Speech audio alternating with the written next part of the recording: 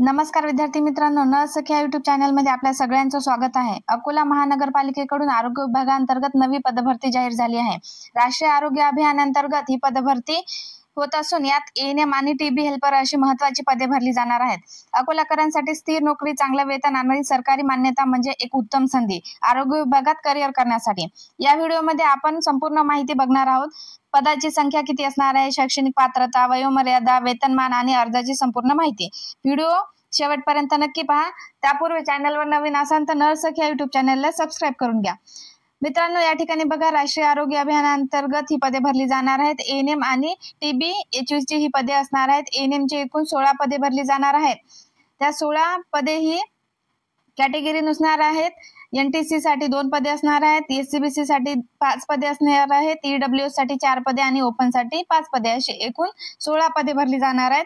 या ठिकाणी लक्षात घ्या, तुम्हाला शैक्षणिक अर्हता लागणार आहे। तुमचं एएनएम कंप्लीट झालेलं पाहिजे, तसंच तुमच्याकडे महाराष्ट्र नर्सिंग काउन्सिलचा रजिस्ट्रेशन असणे अत्यंत महत्त्वाचं आहे।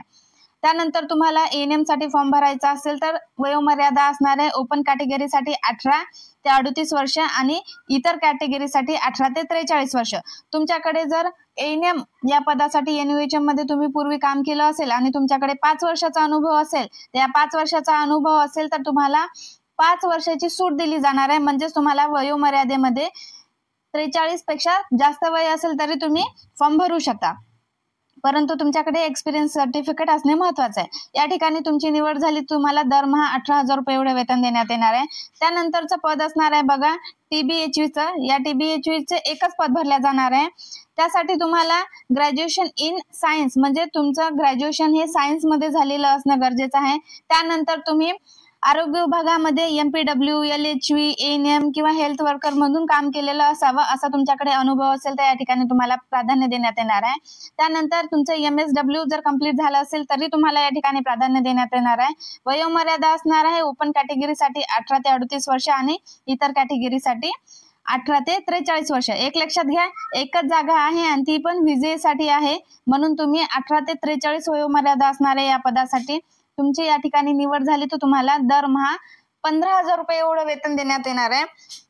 त्यानंतर बघा, आता फॉर्म भरायचा कुठे आणि कसा भरायचा। या ठिकाणी लक्षात घ्या, फॉर्म हा ऑफलाईन पद्धतीने भरायचा आहे, स्वतः उपस्थित राहून भरायचा आहे।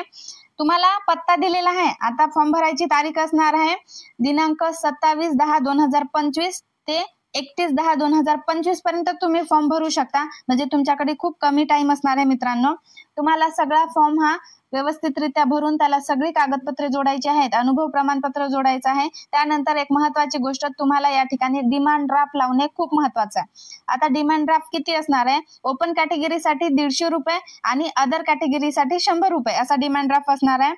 तो corporation integrated health and family welfare society Akola EPF account या नावाने तुम्हाला डिमांड ड्राफ्ट भरायचा आहे।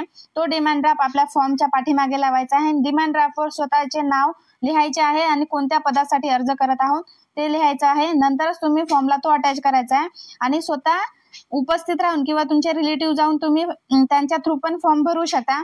तर फॉर्म कोणत्या पत्त्यावर भरायचा आहे या ठिकाणी बघा, आवक जावक कक्ष RCH एनयूएचएम कार्यालय, पन्नालाल खंडेवाल, मनपा शाळा क्रमांक 15, मुख्य पोस्ट ऑफिसच्या बाजूला, अकोला येथे विहित वेळेमध्ये म्हणजे सकाळी 11 वाजल्यापासून तर संध्याकाळी 4 वाजेपर्यंत तुम्ही हे फॉर्म या पत्त्यावर नोंद भरायचे आहेत।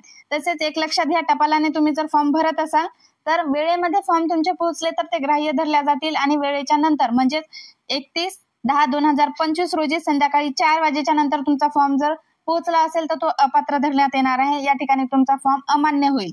त्यानंतर बघा, तुमची या ठिकाणी निवड कोणत्या पद्धतीने होणार आहे। निवड होणार आहे ही गुणांकन पद्धतीने, म्हणजे या ठिकाणी तुमची कोणतीही एक्झाम घेतल्या जाणार नाही आणि मुलाखत सुद्धा घेतल्या जाणार नाही। या ठिकाणी तुमचे शेवटच्या वर्षाचे जे गुण असणार आहेत त्या गुणां थ्रू तुमची निवड होणार आहे।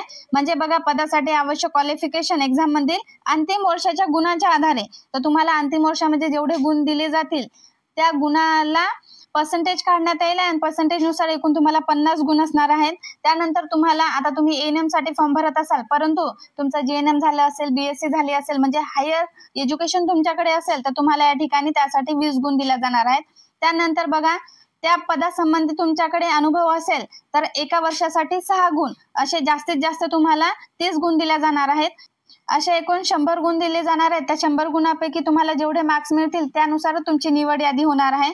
निवड यादी ही तुम्हाला या ठिकाणी बघा www.amc अकोला या वेबसाईटवर तुमची निवड यादी प्रसिद्ध करण्यात येणार आहे. म्हणून तुम्ही वारंवार इकडे तिकडे शोधाशोध न घेता सरळ सरळ तुमची www.amc अकोला या साईटवर जाऊन तुमची निवड यादी चेक करायची आहे.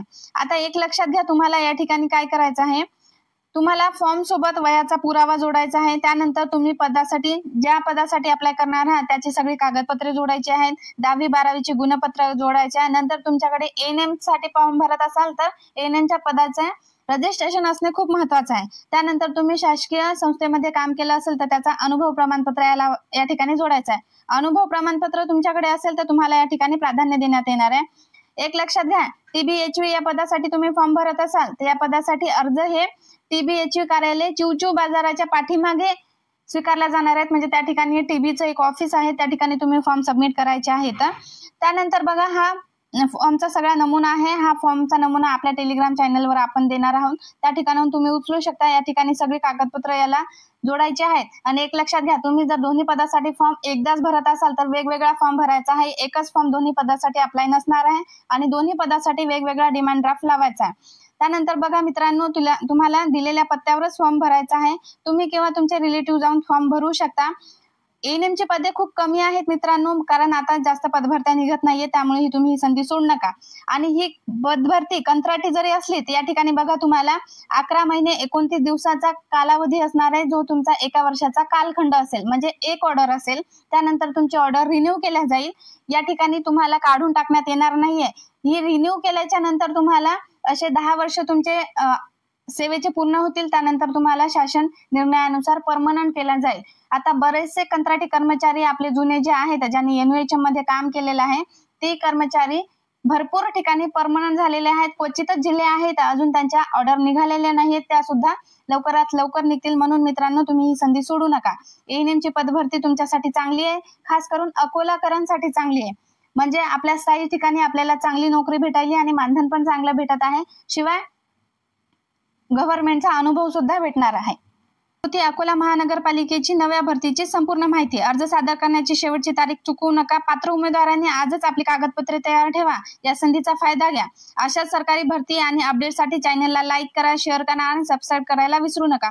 पुन्हा भेटू पुढच्या व्हिडिओमध्ये एक नवीन अपडेट सोबत. तोपर्यंत बेस्ट ऑफ लक मित्रांनो. जय हिंद, जय महाराष्ट्र.